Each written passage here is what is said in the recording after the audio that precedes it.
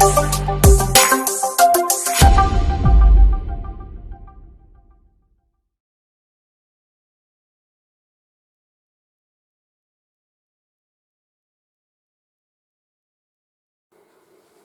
afternoon. Something a bit different today. About a month or so, 5 weeks or so, I bought these games, the Twilight Imperium and its expansion, The Prophecy of Kings. It's Twilight Imperium version 4, the latest version out up till now, 4th edition. I've put all my paints away and I've decided for the next week or two I'm going to play some board games. I've got Plains Indian Wars, which I've not played yet, which I want to get to the table, and also Mare Nostrum is another game which I still haven't played and I want to get to the table. But also I want to get this game at least unboxed, punched, and so get my hands on the rules so I can actually start making head and the tail of it. I have watched a number of playthroughs. There's a lot of moving parts, but I think once you get into the rhythm, I think you're pretty much okay. So what I'm going to do is I'll take the shrink off the Twilight Imperium, the base game first, and then we'll have a look what's in the box. Alright, we'll start with the all important measurements. The box is 17 inches or about 44 centimetres across. The depth is just 5.5 inches or 14 centimetres, and from front to back, as you can see there, it's about a foot or 30 centimetres. And I can tell you it weighs a blooming ton. So see what's included, or lots of the things that are included. You can always pause the video here if you want to see, zoom in a bit more on some of these parts. We'll get a bit closer to all the 17 races, the game contents, which is people do like to see. You can pause it here to look at them. Enough playing pieces for up to 6 players, and the map is hex tiles, all individual hex tiles which can be arranged in various ways, and there is a whole slew of cards and goodness knows what else. So let's come back out a little bit. Let's get the lid off this bad boy and see what we've got inside. Saying that, getting these lids off isn't always the you in shot.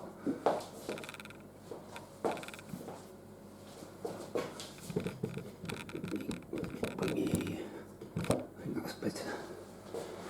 Let's see if we can get this lid off.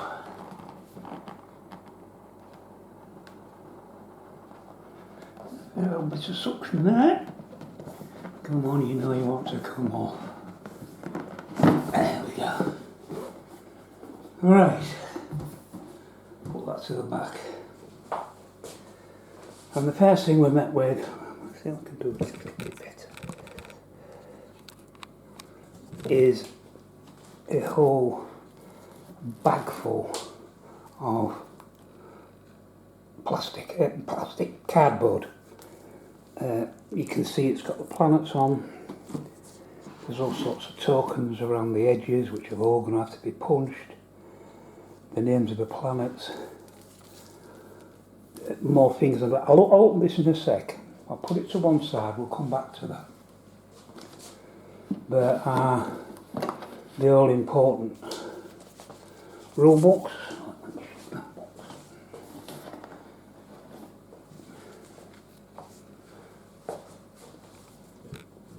The all important rule books, so you've got a learn to play which runs to 24 pages with a quick reference on the back.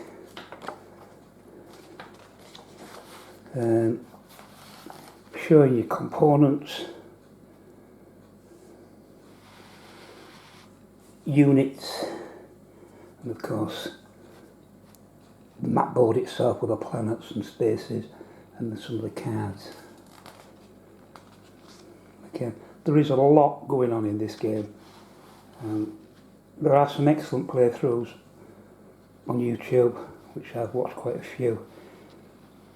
I won't go through all the pages, but let's suffice to say I will learn to play. There's a law compendium, which runs to, I can find a page count. There aren't any page numbers on it. But The Galaxy Awakens, look at this art, isn't it beautiful? This craft. The Rise of Legend.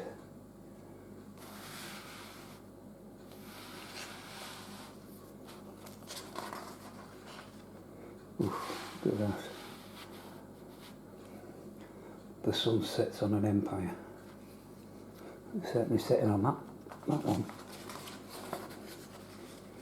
More excellent art. The Twilight Wars. And so it goes on. I would say there's about 18, 20 pages in there. And then we've got a rules reference. So once you start to play, you've got a 32-page with all the nitty-gritty rules in. And yeah, so lots of text. Lots of reading, but it's full colour, and hopefully it's reasonable to read. So yeah, so I'm looking forward to digging into that. Put them to one side. The next thing in the box is a baggie, and it's got the races in by the looks of it. So let's open this up and have a look. These are the player boards. And we start off with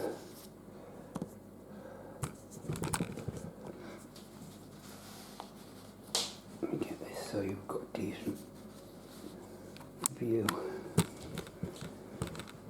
Right, so we start off with the Federation of Sol. They start with a number of commodities, whatever they've got here is based on the particular race trait. Federation of Sol basically humans, and then the ships. What they're able to build, carriers and dreadnoughts, destroyers. The PDS, which is a planetary defence system. These flag things are infantry units, fighters.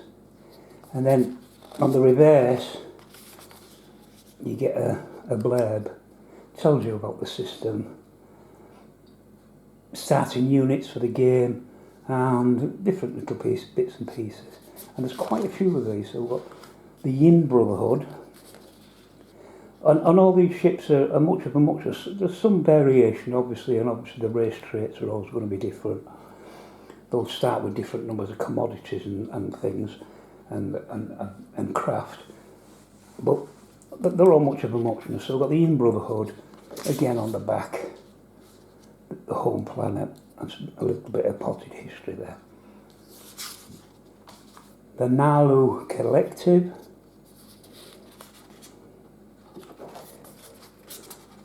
bit of what's her name? We'll turn them to salt. You know what I'm thinking about, Jason and the Argonauts, and I can't think of her name, but got a bit of a look about her.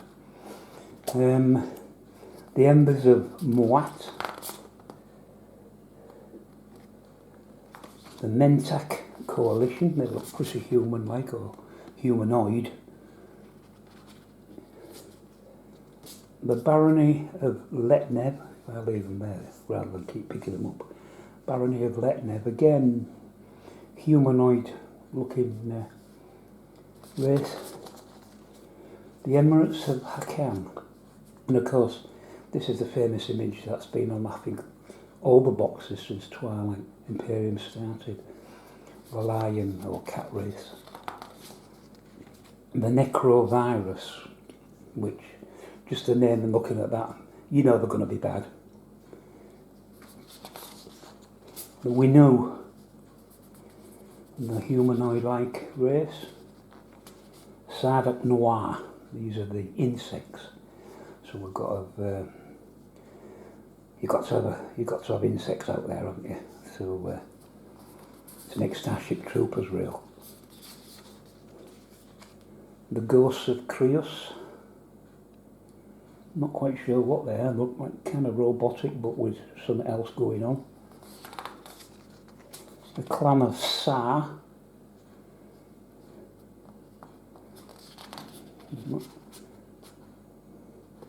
Are we a bit orcish there, do you think? Oh, I'm not sure. The Universities of Jolnar or Yolnar. Let's see if we can come in. Oh, what the hell do you say that? The Char Kingdom.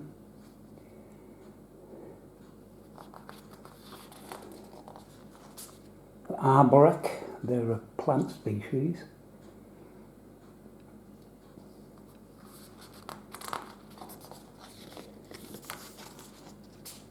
Yeah, plant species.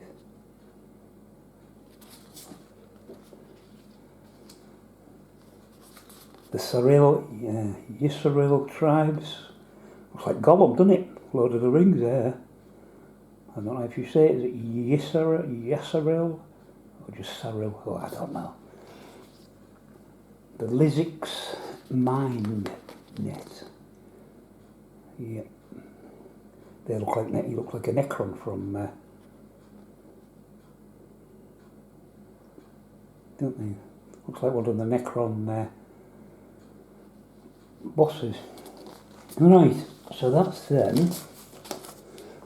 We've got another plastic baggie here, and these go on the side of the player board. And there's one for each colour, they're all identical, but there's one for each of the 6 colours. So red, yellow, blue, red, black, and same as 6, oh yeah, it's there, green, yellow and red. And they, with your board down there like that, you can turn it either way so it would go something like that, and that's where you put your tokens for tactics, your fleet number, strategy, trade goods, etc. next to the player board which you're using. So it's going to take up quite a bit of table space. I've only got a 5 foot by 3 table, so it's going to be a tight squeeze, but I can't see me playing, as I'm playing solo, I can't see me playing more than 3 races at any one time. Right, now we've got dice. I won't open them up, but the 10-sided dice, there looks to be a dozen or more, black with white digits on.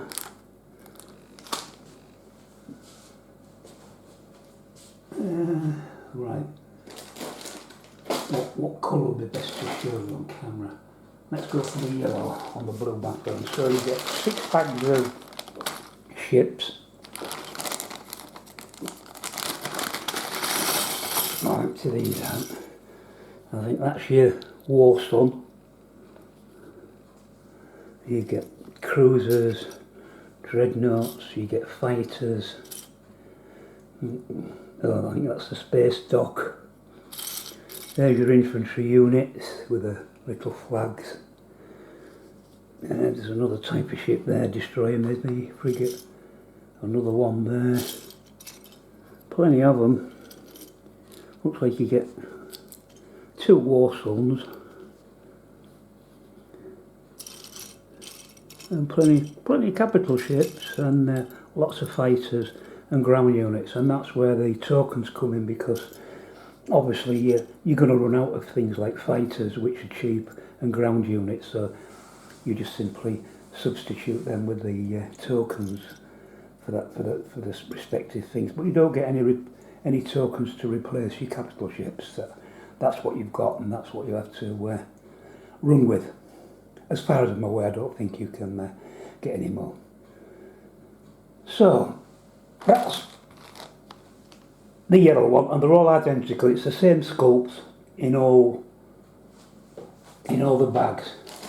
So we do have green, red,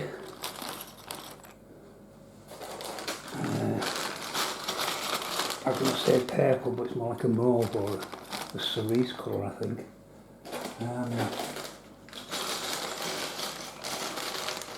What we've got, we've got anything different here. Oh, we've got black, and we've got finally blue. So lots of plastic to go at. No, I won't be painting them because just storing this game and learning to play it's going to be enough. And they don't come with stands. If they've had stands, I might have painted them, but as you just game pieces for a board game, and they haven't come with stands, then I shan't bother to paint them.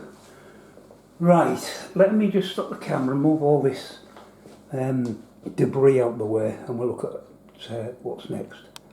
Alright, I've taken the liberty of removing the shrink wrap off all the cardboard. Excuse me, it's a good job I did, because you'd have got bored to tears watching me struggle.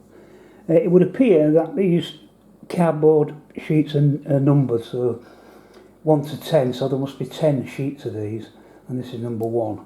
As you can see, there's a number of planet hexes, number of various tokens, which are all going to have to be punched out. Now I don't know how easy these are going to punch if they're going to fall apart.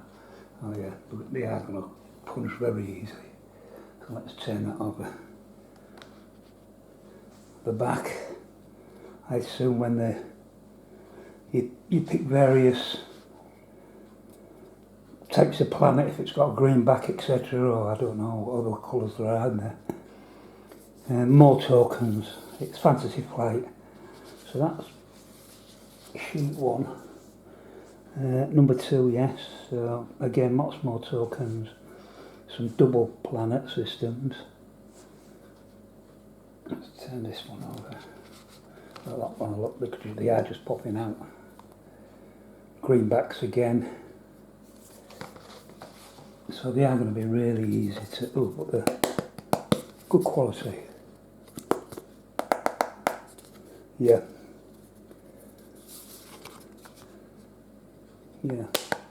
Yeah, they're not going to be a problem. Number 3, there's something different there, I don't know what that is, a black hole maybe, I don't know. Oh, Mechatol which apparently goes into the centre of the universe, and he who controls is very powerful. Again, loads more tokens.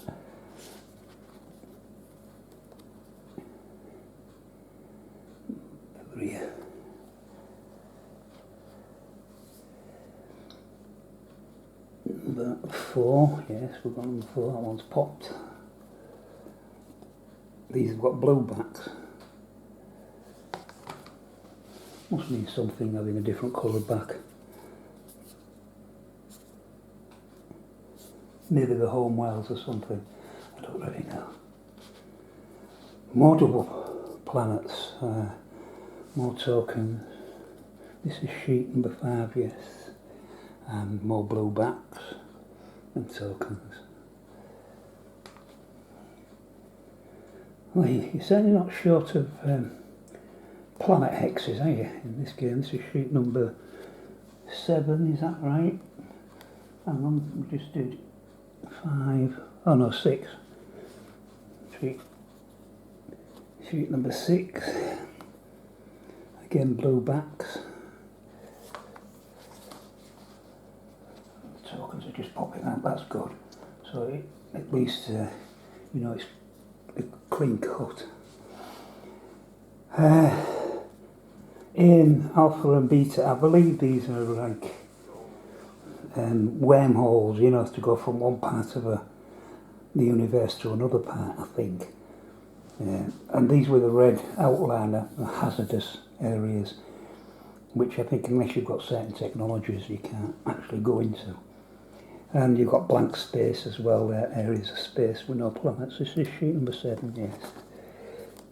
Oh, red backs this time. And again, lots of tokens to punch. Again, hazardous, well, we can see what they are. It's meteor clouds and asteroid belts, that type of thing. I don't know, supernova possibly up there. More areas of clear space, and yet more tokens. And that's sheet 8. Again, red backs. Number 9. Here we have a lot of them tokens for to replace your fighters, which you obviously have a lot of, and ground units. A couple more planets up there and another one there, Creus. I guess that's the home world of that race, what was from Creus, but it's a different shape. Look, it's got a cutout's different. It's not right. It's not hexagonal. It's got like a. So I'm not sure how that works. And again on the back. And finally, we've got some more tokens. These are, you select these at the beginning of each turn to decide what you want to do. Proof of purchase, okay, well, if you've got this lot, I reckon you've got proof of purchase. So you've got your points tracker there. These things tell you, you pick them and you get a primary ability, and everybody else gets a secondary ability which they can use once you play it. But it determines turn order, I believe, with these numbers. So that's then, and that's the cardboard, which seems to be all present and correct there. Now, what else in the box is an absolute mountain of cards, and I mean an absolute mountain. But the insert, I must say, does look like it can cater for everything. Let me just bring this insert nearer. You can see inside, you can see where the cards slip to the bottom. Other things could go on top. We've got the correct shape for the planetary hexes, and there's loads of other spaces in there, and of course with it being so deep. So Fantasy Flight, I think, are starting to realise now that, you know, it's alright unpacking it, not so easy to pack it again. So we've got all these cards. Ship upgrades, by the looks of it, carrier 2, etc. Yeah. There, so imagine they're all mixed up. It starts the invasion system that claims one or more of your opponents. That's some kind of battle advantages there. More upgrades there. The planet cards, there'll be one of these for every one of those hexes to show that you control them planets, as well as having your ground forces and things on. Again, more tactics cards by the looks of it.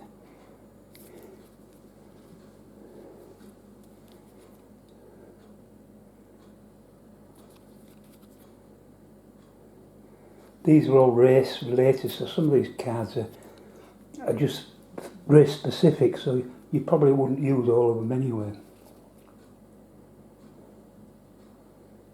So what's that? 8 packs of cards, all that cardboard and all that plastic. There's going to be a lot of punching and swearing, I would think.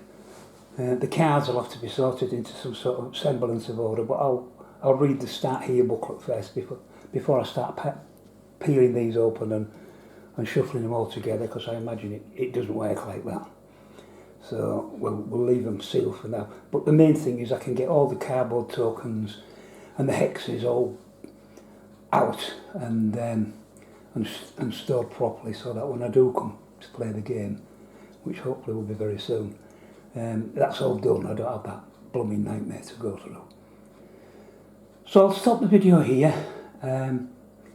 If you want to stay with me, I'll make a second video of the expansion, and we'll unbox that next.